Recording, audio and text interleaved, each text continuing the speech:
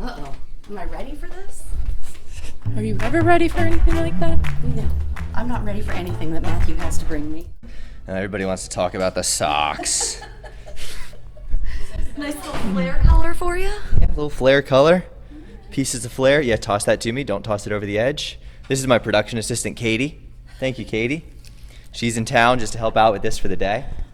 SARA SHEA got skipped over in season 1, so she's not back. She is here for the first time on Ferns, a Fern between us. Glad to be here. Longtime fan and supporter of the show, SARA SHEA. Big time follower. Love what you're doing here. And yet I couldn't have her on. I can never find a second to come out here. Yes. The invitation went without saying. Somehow I find the time to watch them, though. That's mostly at home after work. But you got to know what you're getting into, because most people show up, they have no idea. And then they're like, oh. Well, have they ever seen the Between Two Ferns and know the... No, what's that? What's that? So there's this guy, I think he's new. He's new to the whole scene. Zach Galifianakis? Oh, Galifianakis. Yes. He does a little something like this. I think he might have copied you. That's what it sounds like. He doesn't have a fern, though. No, he's got two. No, two. Are they ferns? Yeah. I swear to bejeebus, if he is using 2 ferns, I'm going to make it 3. He's one up on you. So we're going to have one here, one there, and one right here between us.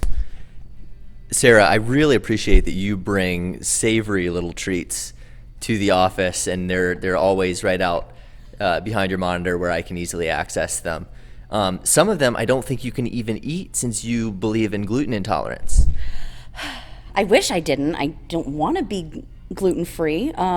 But I also, as you know, I don't get up and out of my office that much. So it's more to encourage people to come in and actually say hi. So they're for you guys, not me. I appreciate that, but let's go back to a little point. When you say that you don't get up and out of your office much, Sarah, I find it hard to believe that is any voice but your own that is frequenting the mortgage board in the hallway almost every hour to see if we have a new contest or vote or riddle on the board.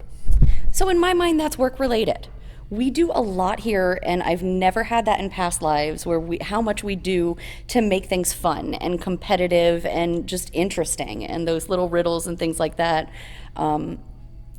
They cause more chatter around the office. We bounce them off each other. So I still see that as work-related, team building. And I mean to do nothing but heap praise for your constant participation and interaction on social media. You are in our real and digital worlds, perhaps more than some who belong there.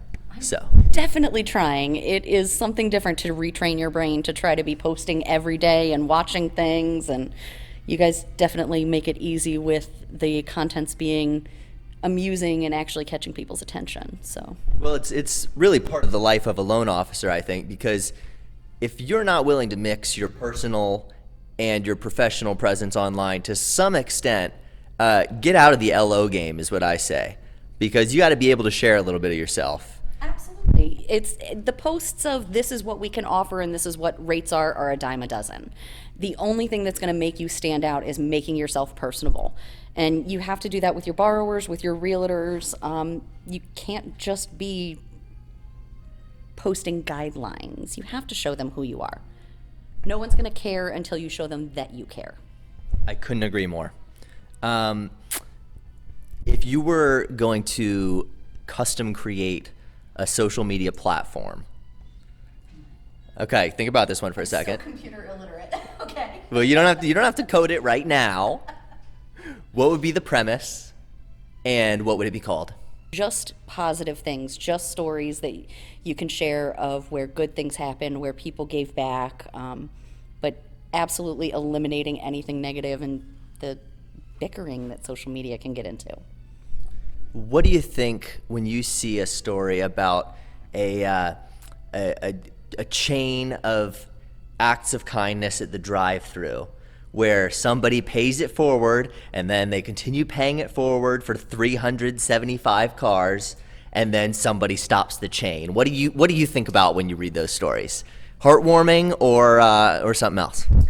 That actually just happened to me with a friend of mine down in Florida the other day was telling me she was number 23 in line, she was the 23rd person to pay it back. So I don't know when it actually stopped. It definitely warms my heart to see how far it could go. When she was saying she was in the 20s, that was awesome to me. But I'm not going to knock the person that stops it.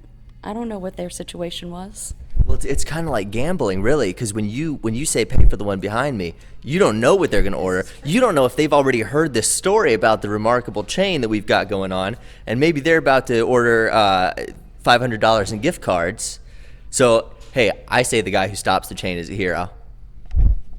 Okay, I can see that. Then give it back in another way. I do. Pay it forward somewhere else. Then. Yes, I try to. I clean up some roadkill on the way home. That's how I give back. And do what with it? Hang it on my wall. I'm not even gonna go there. Little taxidermy in your side jobs? No, I just like the smell of the rotting flesh. That reminds me, when you were a kid and you would make those prank calls, there were a couple like that. It was a roadside cafe, you kill 'em, we grill 'em. You told me about how when you were a kid you would drive around with your mom looking at model homes. It was just a passion of yours, and that funneled into a career in the home buying industry. I definitely didn't just do that on Sunday either. We went out to a restaurant for the first time in like a year, and it was out in Great Falls. So we had a friend of ours with us that wasn't familiar to the area, and I wanted to show her the beautiful, beautiful homes over there, and we found an open house. So continued that even into this weekend of showing her the gorgeous model houses and picking out our imaginary rooms, and something we can never afford though. It helps to be passionate, though, in work and in life. Yes, it's fun. Pleasure having you on. You are fun. The goodwill ambassador of the office, SARA SHEA. Thanks for having me, Matt. Finally.